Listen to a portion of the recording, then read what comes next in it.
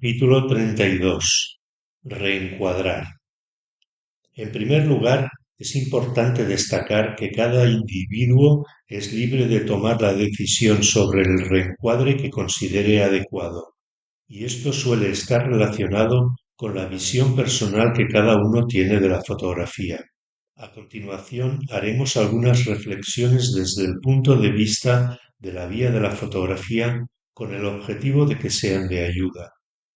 El reencuadre de una imagen después de tomarla es un tema que genera opiniones encontradas en el mundo de la fotografía. El reencuadre implica recortar, ya que no podemos agregar más espacio a lo que aparece en la imagen. Este tema está vinculado a la manipulación de las imágenes que solían llevar a cabo los editores de revistas ilustradas. Ejercían un control sobre el trabajo de los fotógrafos, principalmente mediante el recorte de las fotos para adaptarlas a sus preferencias. La lucha por los derechos del fotógrafo como creador de su obra fue liderada en gran medida por la agencia Magnum y sobre todo por Cartier-Bresson, quien dejaba márgenes negros alrededor de sus fotos para demostrar que sus imágenes se habían positivado tal como las había capturado. Por otro lado, tenemos a Walker Evans, quien solía reencuadrar sus imágenes libremente con posterioridad. Esto era posible porque dejaba espacio libre en los bordes de la imagen para tomar decisiones durante la edición. Su enfoque se centraba en el objeto fotografiado y no en su relación con los límites de la fotografía. Es probable que una de las decisiones más significativas que los fotógrafos tomen sea qué incluir y qué dejar fuera de la imagen en el momento de capturarla. Es uno de los principales aspectos de la composición. Al hacerlo estoy creando una relación visual entre los objetos que están incluidos en la fotografía. A menudo esta elección es instintiva y carece de una justificación lógica. En ese momento sería beneficioso que la mente analítica se mantuviera en un segundo plano o incluso estuviera ausente durante un tiempo. ¿Qué ocurre si decidimos reencuadrar la imagen en la fase de edición? En ese caso, estamos creando otra fotografía que no se basa en la experiencia visual vivida en el mundo real, sino que se construye sobre una imagen bidimensional. Esta nueva fotografía estará influenciada por nuestras ideas, prejuicios y criterios sobre cómo debería ser una buena fotografía. El resultado puede ser una imagen estéticamente atractiva, pero despojada de su contenido original al intentar modificarla. Esto es similar a cuando una persona se somete a una cirugía para cambiar la forma de su nariz porque no le gusta. El resultado suele ser, aunque no siempre, que la persona ha perdido algo de su autenticidad, incluso si su apariencia se ajusta más a los estándares de aceptación social. Como seres humanos, tenemos tendencia a intervenir en la vida y a tratar de controlarnos a nosotros mismos y a los demás. A menudo creemos que el mundo no podría funcionar sin nuestra presencia, lo que es un reflejo de nuestra importancia personal. En resumen, no quieras arreglar lo que no necesita arreglo. Capítulo 33. La necesidad de desaprender. El fotógrafo principiante puede adquirir conocimiento directamente de profesores y mentores o a través de libros, vídeos, exposiciones o conferencias. Sus imágenes reflejarán esa influencia, aunque es posible discernir algunos detalles de su estilo personal. El terreno en el que opera no le pertenece por completo. Es un préstamo y permanecerá en él hasta que se sienta lo suficientemente seguro como para dar el salto. Cuando tienes unos antecedentes fuertes, es difícil renunciar a ellos porque te sientes huérfano si los dejas. Para hacerlo, el fotógrafo debe desaprender lo aprendido. no significa olvidar todo lo que los maestros le han enseñado, sino integrarlo en su práctica y con ese bagaje aventurarse a explorar su propio territorio de forma independiente. Como dijo Matisse, un pintor novel que no pueda liberarse de la influencia de generaciones anteriores cava con ello su propia tumba. Los límites que antes brindaban seguridad en la etapa de aprendizaje se han convertido en barreras que necesitan ser superadas. Estas barreras consisten en instrucciones externas que afectan a nuestro comportamiento fotográfico.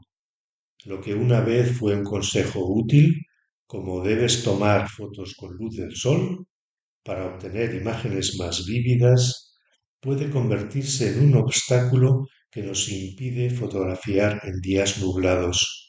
Para identificar las instrucciones que sigues sin darte cuenta, toma una hoja de papel y anota todas las frases que puedas pensar que comiencen con mis fotografías deben o como fotógrafo debo. Cuanto menos reflexiones, mejor. Deja que las frases surjan de forma natural. Por ejemplo, debo tomar fotos enfocadas, debo ser un fotógrafo documental o debo usar una cámara de placas. En psicología estas expresiones se llaman introyectos. La introyección es un proceso psicológico mediante el cual adoptamos rasgos, comportamientos o perspectivas que pertenecen a otras personas. Luego, después de leer cada frase que anotaste, pregúntate a ti mismo, ¿siempre? Esto te ayudará a entender en qué situaciones decides seguir esa instrucción y en cuáles no. ¿Debo tomar fotos en blanco y negro? ¿Siempre? Frente a un nuevo tema, podrás elegir libremente si prefieres fotografiarlo en color o en blanco y negro. La etapa del desaprendizaje implica desmantelar gradualmente las ideas y conceptos que dictan cómo deben ser nuestras fotografías, algo que puede ser inquietante. Este periodo es desafiante, porque antes de que emerja el nuevo fotógrafo, el antiguo debe desaparecer. Al igual que una serpiente muda su piel, que se ha convertido en una limitación para su crecimiento, tenemos que soltar nuestros antiguos apoyos. Ahora solo existen las normas que tú decidas cumplir. La experiencia es similar a sentirse perdido en el desierto, sin puntos de referencia y sin saber hacia dónde nos dirigimos. Nuestra única salida es seguir caminando a pesar de tener la sensación de que no avanzamos. Sin embargo, si persistimos, llegará un día, cuando menos lo esperemos, en que esta etapa llegará a su fin. Capítulo 34. El gran engaño. La fotografía no es la realidad. Es una cosa muy obvia cuando lo decimos, pero no tanto cuando vemos fotos. Por ejemplo, cuando me encuentro con un amigo, le muestro una foto y le digo, este es mi hijo. Ese trozo de papel o imagen en el móvil, con sus dos dimensiones, que muestra un instante detenido en el tiempo, desde un punto de vista específico y bajo una cierta luz, es una representación de mi hijo, no es mi hijo. No utilizaríamos esta expresión si estuviéramos hablando de una pintura o un dibujo, porque en esos casos el medio de expresión no se desvanece en favor del tema representado en la imagen. Lo mismo se aplica a la escritura. Cuando leemos no solemos prestar atención a la forma de las letras y los espacios entre ellas, sino que el significado abstracto que hemos acordado socialmente es lo que predomina.